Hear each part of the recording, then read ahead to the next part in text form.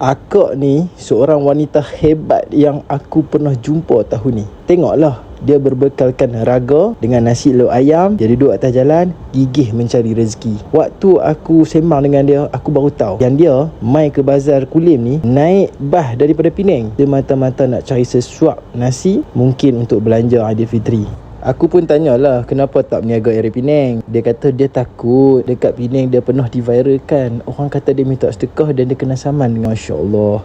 Aku baru teringat yang aku baru je dapat daripada Tok Babah duit insentif. So aku bagi terus dekat akak ni, dan aku bagi sekali dengan produk bubuk Tok Babah. Aku rasa teringin lagi nak bantu dia. Dan aku berdecide dengan isteri aku untuk beli semua nasi dia dan untuk bagi dekat orang ramai. Tengoklah, seronok akak tu boleh balik awal. Berlari dia nak bagi nasi dekat orang ramai. Tujuan aku buat video ni bukanlah untuk menunjuk-nunjuk. Akak tu sangat menyentuh hati aku. Semua orang tengah busy untuk persiapan nak raya. Akak tu masih gigih mencari rezeki duduk atas jalan. Kalau video ni dapat 200k view sebelum menjelang hari raya, aku nak pergi jumpa akak tu balik. Aku nak bagi duit raya kat dia. Boleh tak hampa bantu share dan komen?